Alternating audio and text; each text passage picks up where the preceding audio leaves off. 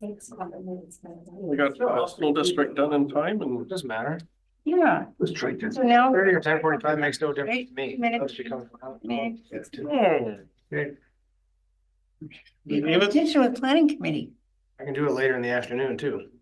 30 is great. We gave the issues the appropriate amount of time. What are we doing, sir? Good decision. Recording in progress. Okay, we are recording.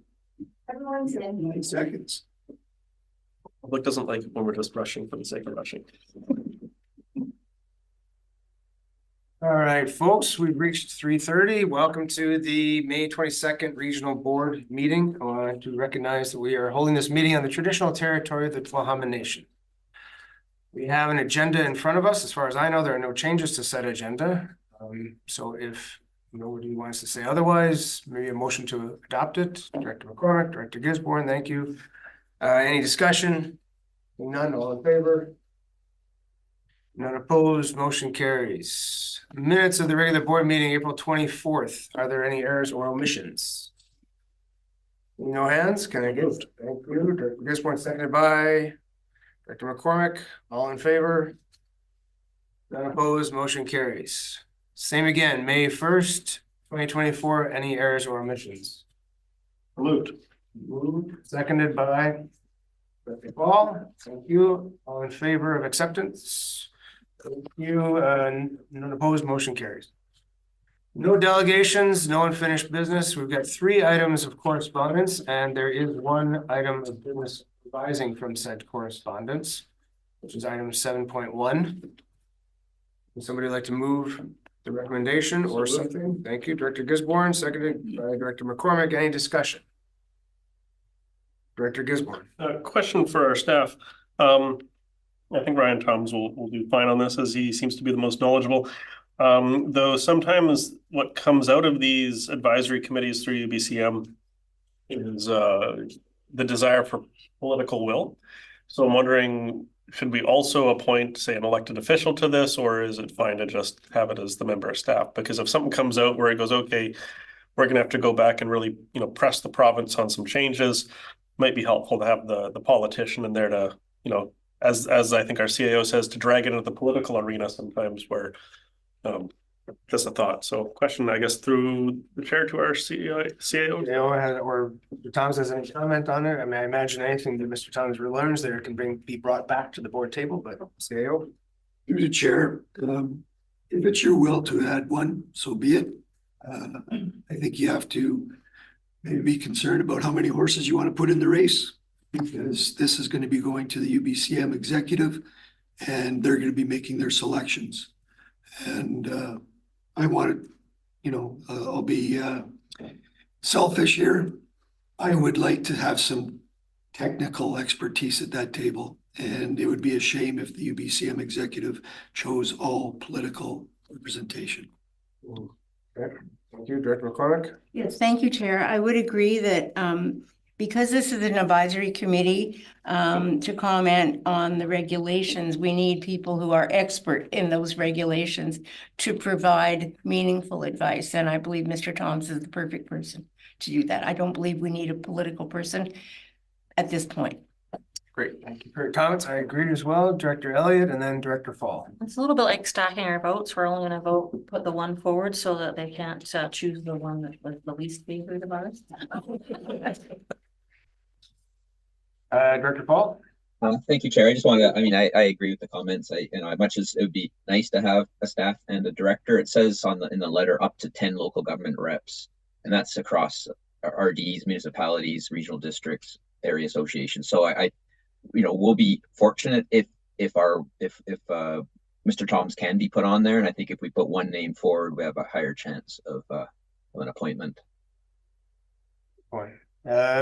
I don't see any other hands, so we have the motion in front of us. We'll call the vote. All in favor? None opposed. Motion carries. Great. Moving on to Chair's report. Back on the 25th, I guess we kind of discussed this ahead of time. A lot of us met with Ministry of Transportation. Good to see them back at the table again. And for anybody listening, who wasn't at that meeting, I'm happy to report that Modi engineers will be taking a look at the bridge over Lang Creek. We'll see if it will be possible to add pedestrian bridges to the existing structure. On April 30th, I took an impromptu tour of the Resource Recovery Center with Councillor Rob Southcott, and was just really impressed to see how the project is progressing. It's amazing what they've been able to do up there, turning a contaminated site into a valuable asset while at the same time restoring the environment. So we're sitting there and observing crystal clear water, frogs, insects, and even deer as we're poking around in them. So it's really neat to see that coming back. On May 11th, I was down at the Lang Bay plant sale. The annual thing I do, I just set up a table and hand out information from the QRD and get to talk to the people in a very informal setting. So it was a lot of fun, and I would like to thank Lang Bay Community Hall for allowing me to participate in that. May 17th, I attended an online provincial hazard update with the Minister of Environmental Management and Climate Readiness, Bowen Ma, and the Minister of Municipal Affairs, Ann Kang.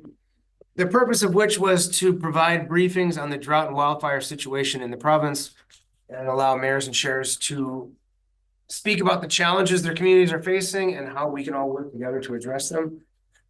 I'm really grateful that here in the QRD, we're not facing these situations, especially with the rain that we had just recently. But it's good to be prepared and good to know that asset is there. I did learn about the emergency portal that the province has set up, which includes a map of current emergencies and where relief or support can be found, including such things as cooling centers and hot conditions. So from what I understand, the different emergency operations centers have the ability to put information on this map and put cooling centers on this map so people can access it if we get into that situation again. So I encourage people to check it out. It's emergencyinfobc.gov.bc.ca. And then there was another neat website they brought attention to, which is preparedbc.ca emergency ready. And it's a little workbook you can work through online to figure out how to put together a go bag and any sort of emergency preparation you need to do. And coming up on May 31st, I'm going to be attending the Islands Coast Economic Trust meeting online. And for anybody who hasn't heard, PRISMA, the Pacific Region International, what's the S stand for? No, it's not Symphony. Summer Music Academy was awarded $200,000 from ICT to go towards the Performing Arts and Cultural Hub being constructed in the town site market. This facility will link the artistic community with economic development, tourism, and cultural engagement. I'm really happy to see some of that ICT money coming our way. So that's all I've got to say. Let's move on to Director Doubt. Okay. So interesting, just some relevant things to report on from this week. Friday, I went to the James Thompson School May Day celebration, and they've been doing that every year in the 100-year history of their school. Kind of an unusual school, James Thompson, because they provide learning in 4 languages: English, French, Tla'amin language, and sign language, because of the number of deaf students and deaf families that they have there. Clients of that school. So it was a great performance. All the kids were out in the schoolyard, very dressed up in their various house uniforms. They did a parade around, basically on the streets and down Highway 101 in front of the school. And it was a great day. And it was all about bringing the youth of the community together, and people from the regional district, the Tla'amin Nation, society in general, all going towards the same thing. So I thought it was an extremely positive event. I was happy to be there. I was saying some words on behalf of the city, and I included the regional district as well. So that was interesting. On the Saturday, I went to an interesting event. I learned something that's relevant to the regional district there. It was called the In Symphony event for the Cassette Symphony Orchestra, not the band, but the symphony orchestra. And this was an event where they set up the orchestra at the senior center in Cranberry, and they had vacant seats throughout the orchestra, and you could go, and I did, and some family members went. We sat there in amongst the orchestra while they were playing, and they would take breaks between tunes, and you could go and sit in different places. And although I can't read music, I was trying to follow along and came to the realization that when you're sitting there and people talk about sheet music, I had always thought, okay, you unfold it, you got all these notes on a piece of paper and everybody's got the same one. Not the way it works. Every instrument, every player has their own piece of sheet music because they're all playing a little bit different set of notes at different times to be in different places in the orchestra and see how that all worked. It was an interesting learning experience, and I was just thinking, you know, there aren't very many places that you can go to have that kind of experience. I don't think you can do it in New York City. I don't think you can do it in Vancouver, but in Powell River, you can get cultural learning. I think that you can't get anywhere else. And then on Sunday, top the weekend off, I went to the Patricia Theater and saw a film, about a 15-minute film made by a local filmmaker who's actually going to film school right now to do it. And it was about the repatriation of some mortuary poles that originally were in T-Squat and were mortuary poles from a family that's been identified as part of the Tla'amin Nation. They had been taken away from the T-Squat area where the longhouses were and where the old village site was, and moved through a bunch of hands to someone who was a priest who was in charge of the Chilliwack residential school and had found their way over the years without any documentation to the museum, the BC Museum. We didn't really know where they came from or what they were, but they'd been identified through family photographs, and people were actually at the museum matching the photographs up with the poles that were there. And they're working to bring those poles home to the new longhouse that's being built in the village site right now out at Tla'amin. So interesting events. I was glad to be part of those and see what was going on. See the young filmmakers trying to get the history together with the present times and make it all relevant to us. So that's what I want to share with what happened in the last 2 weeks. It's not like you had a busy weekend. Imagine that in symphony thing would have been quite interesting if they'd actually given you instruments to play as well, but. Well, that was pretty scary. Yeah, probably would have sounded as good. Director McCormick. Thank you very much, Chair. I'll start by talking about the meeting with MOTI that you referenced earlier. A number of us attended. Yourself, Chair, Director Elliott attended. Let's see who else. Jason, Mark, and George all attended that meeting. And I'm just going to talk about the issue that I raised, which was the Texada drainage study and the issue of the poorly maintained culverts. What they told the meeting, what MOTI said, it was attended, by the way, by Reno Parisi and Michael Braun of MOTI and regional district staff as well. So with the drainage study, they said it's up to the contractor, not MOTI, to inspect the culverts. So I think that's an important distinction for me, certainly, to be aware of. They're aware of the deficiencies, but they said very clearly they don't have an asset management plan for small things like culverts. There's too many projects and not enough resources. They encouraged the elected officials who were at the meeting to take this up on the political side, to lobby at UBCM. They actually encouraged us to do that. I thought it was an interesting comment from staff to make that comment. And the final thing was they said, Michael Braun said he would look into the turtle tunnel and that there might be environmental funding available for that. On the 25th to the 27th of April, 3 evenings, the infamous Rock Island Players put on a comedy production called The Villain Wore a Dirty Shirt by Tim Kelly. And the exciting thing about the production was the debut for a new director for the group, Daniela Burek, who did an outstanding job, and she's gotten huge praise from everyone who attended, 3 packed nights. So it was really, really awesome to see that that hasn't happened. We haven't had a play since before COVID. So it was kind of really nice to get that back as part of the fabric of the island. On the 6th of May, I attended the Climate Action Summit, which was co-hosted by AVICC and the Community Energy Association. Director Fall, Director Elliott attended as well, and Councillors Isaacson and Southcott from the city. And they kind of posed a question at the beginning. They said the issue for small regional districts like ours is that we have limited staff time, limited financial resources, and how do you prioritize and resource actions related to climate change when you've got all the competing things that you've got to deal with? So some thoughts about how to address that issue came from a whole range of different presenters. Partly one person said, do it service by service. Don't try to do everything all at once. Focus on one service, make your, environmental, climate change initiatives, and then move on.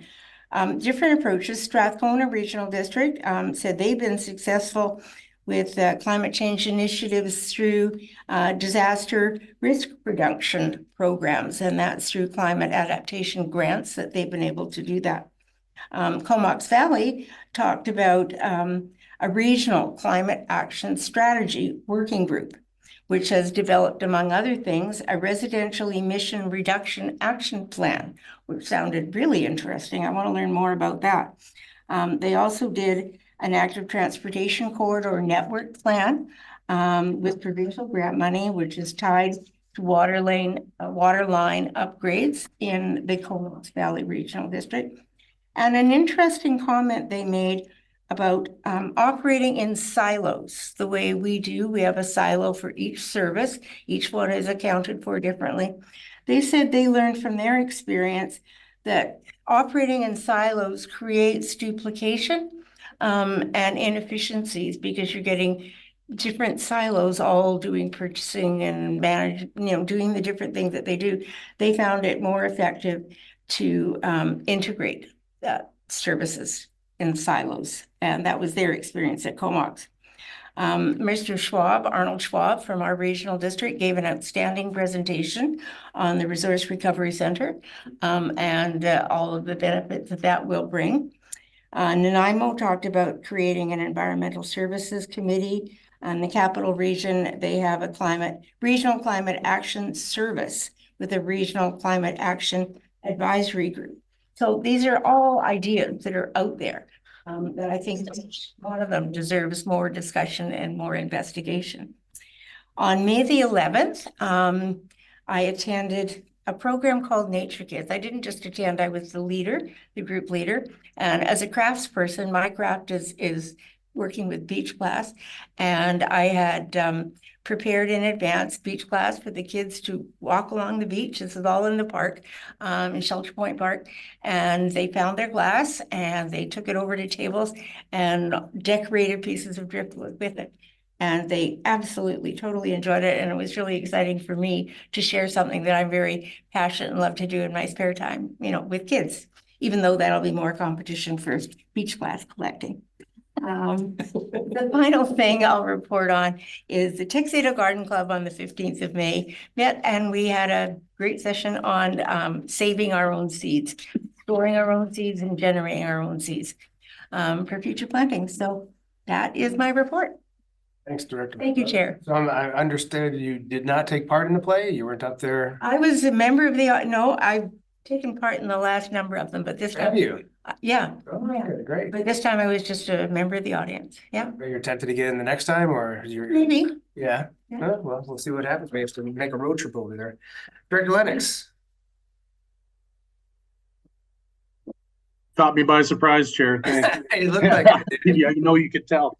Yeah. I'll try to be quick here. As I've said before, it seems like nothing much happened. Then you check your notes and you're like, wow, that was quite a couple of weeks. So yes, I did attend the Modi meeting there, and I thought they did a good job of really trying to explain to us the struggles that they live.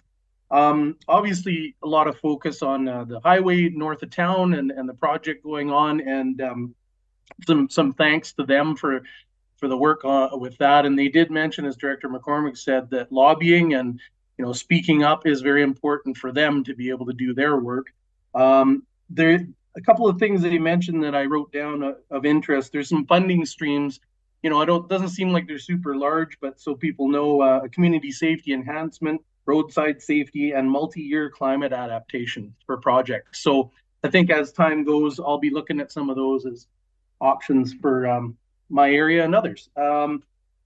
I had a nice coffee meeting with Colin Cosman, who works for Mosaic Forest Industry, and Colin's an old Tolliver homeboy of mine. We rode dirt bikes together when we were kids, and we met at the AVICC. He was one of the folks there, and of course we connected. He took the opportunity to just come have a coffee in his old hometown and in generalities talk about Mosaic's tenures here in our community and even on the island, very much larger presence on the island, and just defining sort of that they are trying to do their best for community communication, safety, impact mitigation of their work.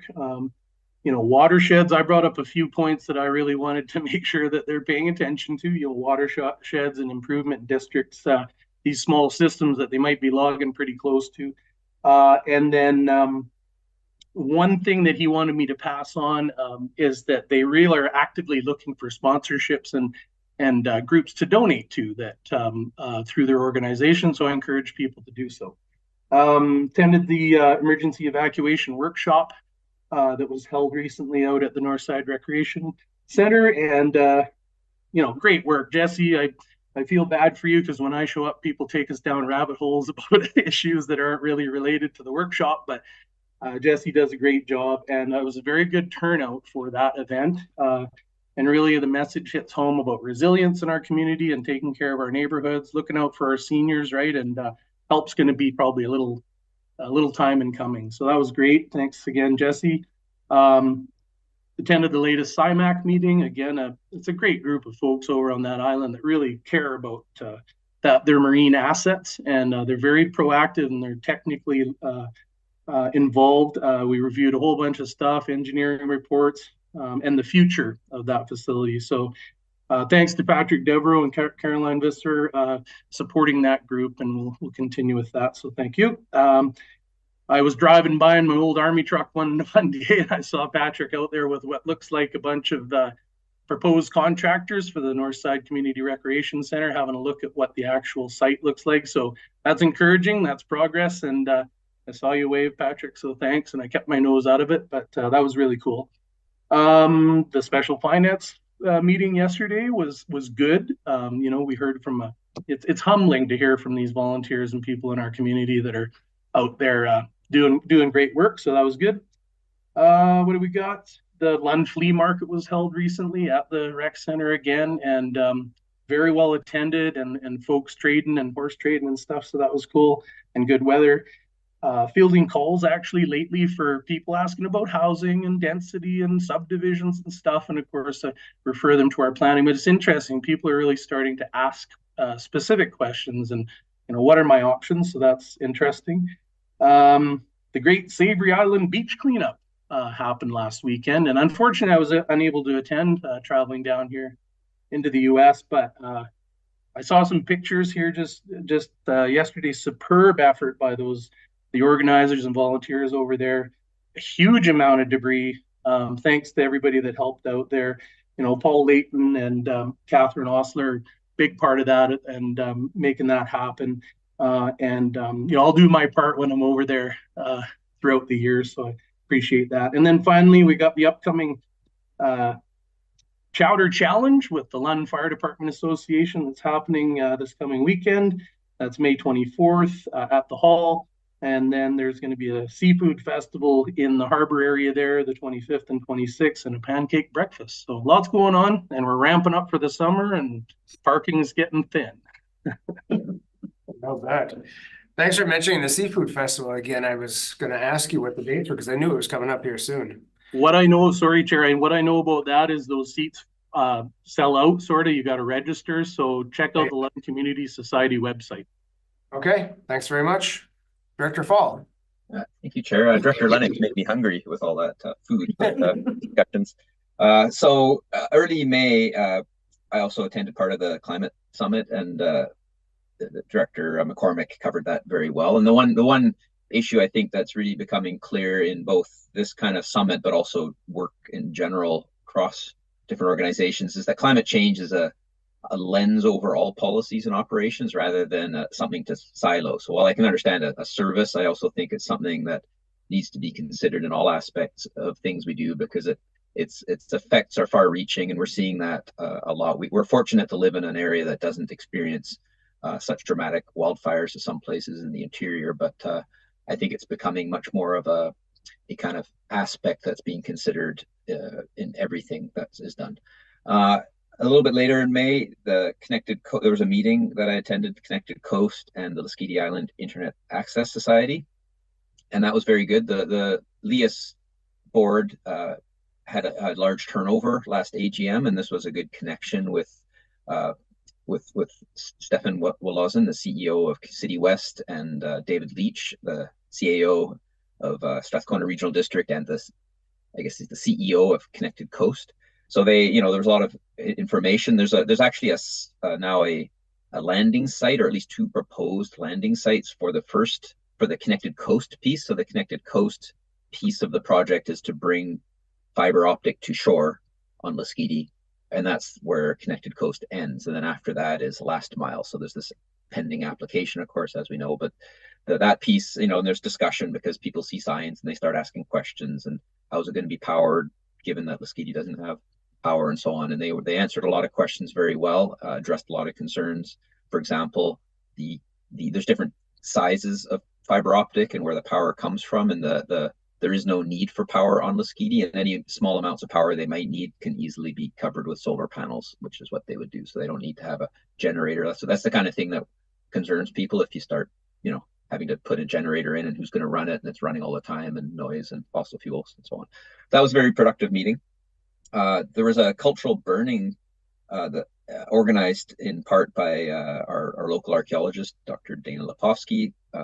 Qualicum, members of Qualicum, Comox, and other nations came over for this cultural burning event. That was very interesting, and followed by a potluck. It's meant to honor the ancestors, and they honored all ancestors, and it was very good and very well attended. And then followed by a potluck, which is always Lasqueti likes to do potlucks, community potlucks, but this was with the First Nations, with multiple members from different First Nations. It was it's very meaningful. There's a lot of group discussion and conversations because people mix and share food, and everyone really enjoys that, and it's really eye-opening a lot.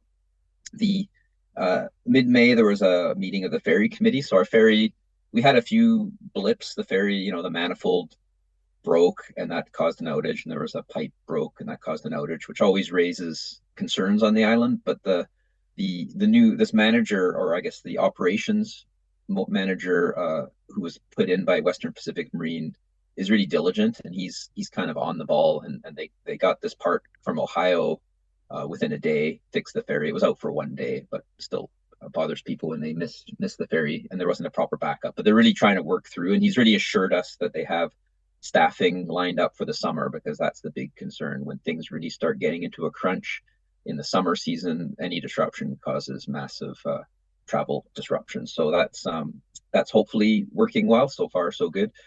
Coastal Invasive Species Committee had a meeting, and it's carrying on. It's doing quite well. We've had a changeover over the last couple of years of the executive director. We'd hired one, and then she only stayed for 6 months and then changed. So the new executive director, new meeting about a year or so, she's doing quite well, and we're trying to get funding for different types of species. We were not successful for mussel funding. So as we've seen at our board, these invasive mussels can be really huge problems, and Coastal Invasive Species Committee was trying to get in with applications to do some monitoring. There are no mussels here yet, but monitoring is key.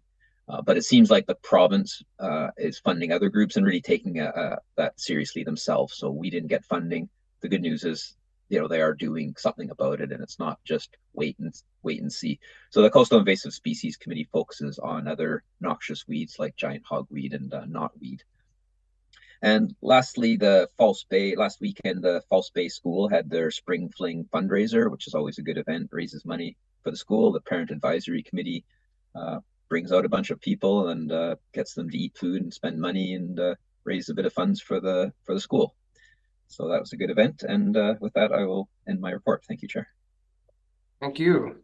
It's always fun to hear about what's going on the ski. Small community, but it's very active, that's for sure. Director Gisborne. Oh, goodness, what happened in the last month? Well, I'll start at the beginning with the Ministry of Transportation meeting, which I attended with the other directors. It has already been mentioned. What I brought up at the meeting was a number of issues, but one of them was the billboards on Paget Road.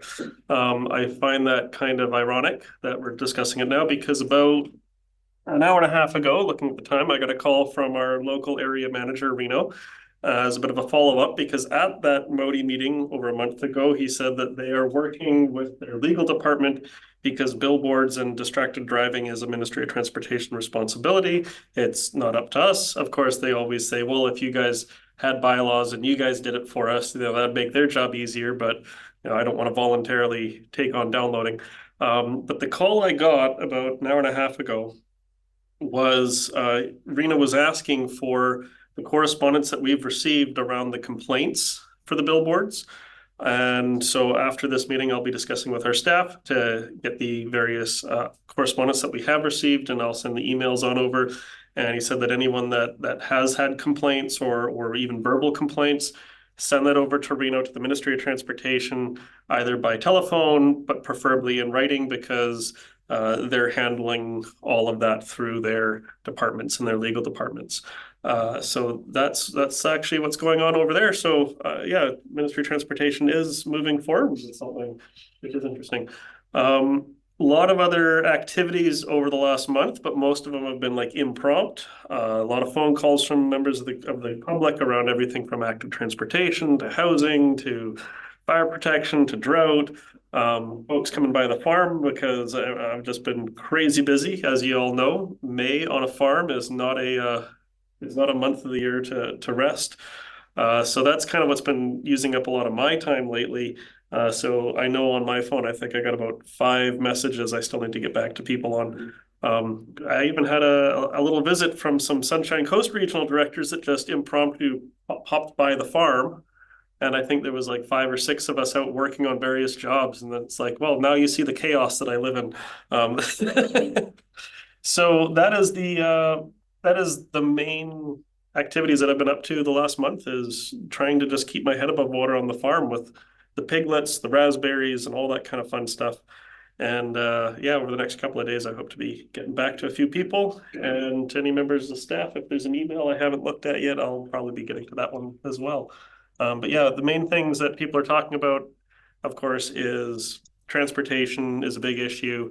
And of course, the housing one is an ever-burning question. And I've really been impressed actually with the public. They're asking some really interesting questions around, with a lot of variety of options, rather than the cookie cutter things that we might have heard a few years ago. So yeah, very impressed with the public's keen curiosity. So that's it from me. Great. The farm. Hopefully we'll get out of here early enough. You can get some work done tonight while the sun is still out. Yeah. Director Elliott. Thank you, Chair. So a lot of the things on my list have also been mentioned before. I did attend the situation table meeting on May 6th.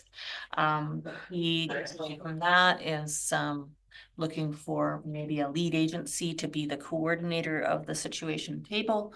For now, the RCMP are taking a lead role in getting us started and hoping to have all of the agencies that could benefit from coordinated efforts around folks to be at that table. And we had some discussions on the agenda of the committee of the whole earlier, and we will have our staff engaging in talking to those agencies.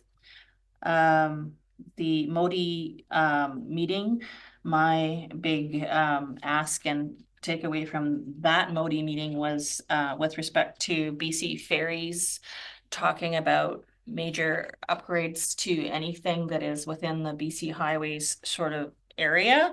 BC Ferries always indicates that, well, that's a Modi thing, not for us. And I was able to hear at the Modi meeting that Modi's like, yes, it's us, but the requests and the budget have to come from BC Ferries because it's their traffic we're dealing with. We don't mind working with them to make the improvements necessary, but they have to pay for them and initiate the request. And so that was good information so that I can take that to my FAC advisory committee meetings and pass that along, message along so that they stop playing ping pong with us. The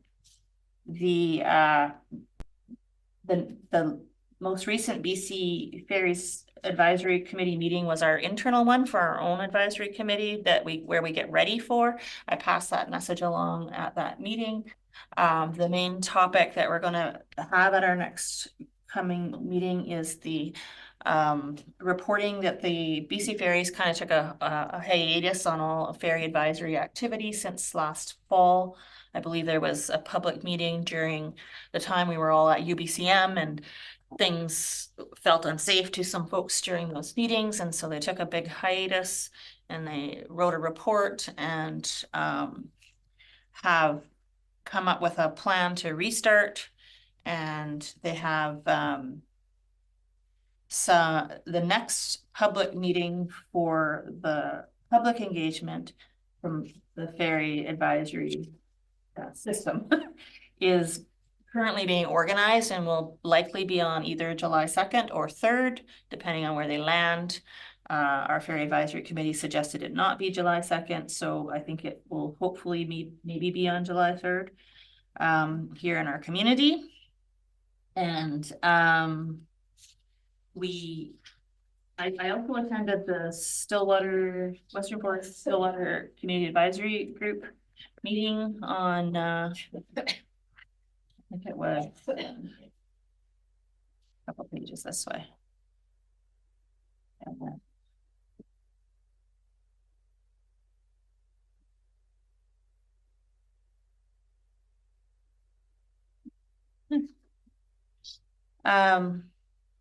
Oh, it's right here. I had it marked. So they talked about the new forest operations maps that have gone live as of April 1st. The Western Forest Products had their first FOM. Everybody's calling it FOM these days. That's the acronym. And it turns out they didn't have a single public comment on, and it was live for about a month. And once the expiry time goes, it comes off again. So you don't actually get to see them except for during their public comment period.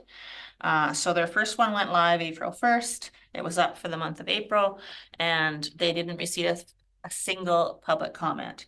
So they'll likely have their next one going live sometime in the fall, and they'll advertise in the paper when that's going to happen.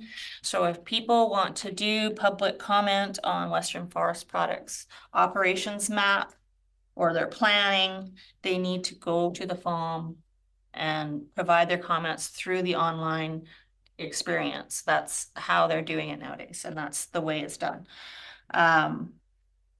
Their OIM, which is their map that they used to turn out monthly and update all the time, is going to go to quarterly because their operations are such that the monthlies don't have very many updates and they don't really change that much from month to month.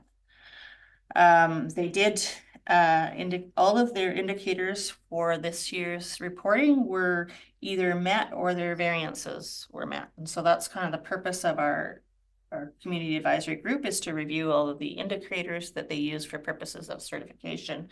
They did not have any indicators in their last year that were not did not meet the target or the variance. And the variance is slight variance from the target, but usually averages over a 5-year period. The Vancouver Island Coastal Communities Climate Summit was very well attended. I was quite proud of the attendance that came out of our region and the participation of our staff, and what a wonderful job that was. I was a member of the steering committee that organized and planned that particular summit that we determined to have as a virtual, and we are, I'm just kind of proud that we had great turnout, and I want to thank everybody who came out to our summit. The part I found quite interesting was our keynote speaker that came to us from the Finance Authority, I guess they're called. Wait a minute. That's not the one I was. Anyway, I probably misplaced my notes, but her name was Allison. I can't remember her last name, but she was talking about how they have some investment opportunities that municipalities and local governments can do that are actually have risk assessments on them, and you can choose a portfolio that is fossil fuel free if you want for your investments. And so the thinking and the idea is that we as an investment portfolio, all governments across British Columbia have some real clout. And the hope is that we can make a difference through our investments on climate. And so I thought that was an amazing idea. The FAC, I mentioned that already. I'm going to just say that that's what I've been up to. It has been very busy. I'm also trying to get my boat in the water. It's at Lund in the Jack's Boatyard. And so that's been taking up my spare time. And it's why I've managed to get a bit of color in my face, because I've been outside working on the boat. Okay, thank you very much. We heard earlier about the situation table. I'm quite interested to see if this becomes an asset for the community. Yeah. Sounds like it's had a positive feedback from where it's used elsewhere. Okay, let's move on to the consent agenda. Here's an opportunity for anybody to pull anything from it, should they wish to discuss it, or I guess have a different motion to be made. Seeing no hands, can I get somebody to move the consent agenda? Director Gisborne, seconded by Director McCormick. There's no discussion on it, so all in favor? Any opposed? None opposed? Motion carried. So we are going down to bylaws 14.1 Little Pond Local Area Water System Rates and Regulations bylaw number 596/2024. Director Gisborne, would you like to do that? Yeah, I move that the board give first and second reading to Myrtle Pond Local Area Water System Rates and Regulations bylaw number 596/2024. Second by Director McCormick. Any discussion? No hands, all in favor? None opposed, motion carries. I move the board give third reading of Myrtle Pond Local Area Water System Rates and Regulations bylaw number 596/2024. Second by Director McCormick. Any discussion? None, all in favor? None opposed, motion carries. I move the board adopt Myrtle Pond Local Area Water System Rates and Regulations bylaw number 596/2024. Second by Director McCormick. Any discussion? Seeing none, all in favor? None opposed, motion carries. Moving on to 14.2. I move that the board give first and second reading of Regional Parks Regulation Amendment bylaw number 325.24/2024. Seconded by Director Elliott. Any discussion? Seeing none, all in favor? I move that the board give third reading of Regional Parks Regulation Amendment bylaw number 325.24/2024. Seconded by Director Elliott. Any discussion? Seeing none, all in favor?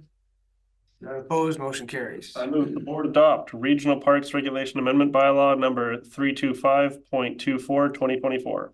Seconded by Director Elliott. Any discussion? None, all in favor? None opposed, motion carries. Quick, no new business question period. Mr. Walensky. Hello, Chair. Thank you very much. I'm online. With regard to your Chair's report, you mentioned that you had toured the Resource Recovery Center, which I'm going to be doing tomorrow with the Director of Asset Management of Strategic Initiatives and the new Director of Ecological Services as well. I'm wondering what characteristics of the Resource Recovery Center that you found quite exceptional and exciting.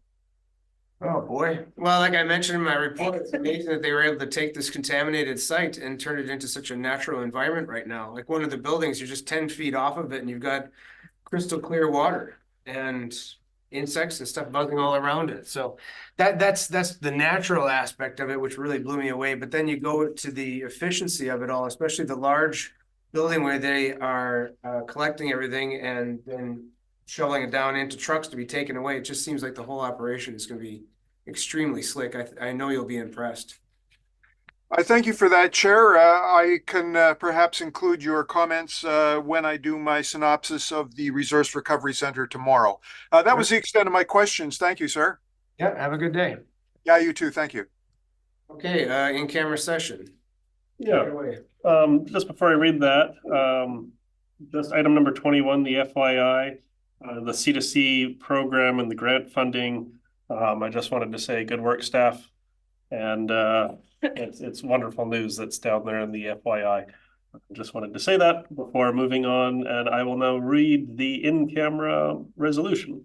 I move that the board move in camera and that the meeting be closed to the public on the grounds that the subject matter to be considered relates to matters covered by the community charter under section 91C, labor relations or other employee relations. L, discussions with regional district officers and employees respecting regional district objectives, measures, and progress reports for the purposes of preparing an annual report under section 98, annual regional district report, and N, the consideration of whether a board meeting should be closed under a provision of this subsection or subsection 2. And seconded by Director Elliott. Any discussion? None, all in favor? None opposed? Going here. Recording stopped. Yeah, nice job on the grant.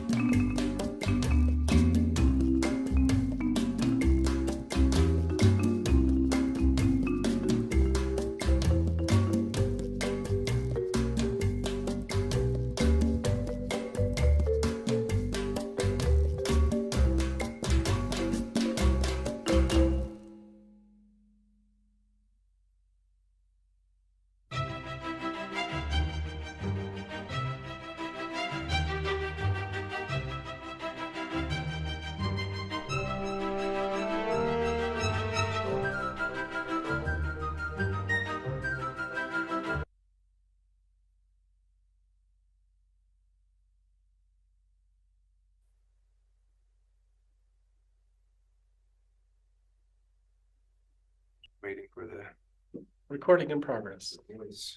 Recording in progress. Okay, welcome back, everybody. We have no rise and report today, and we've reached the end of our agenda, so we are adjourned. Thanks for coming. See you, everybody. See ya, everyone. Great day. Thanks, everyone. See you, Andrew. See you, Jason. Recording stopped.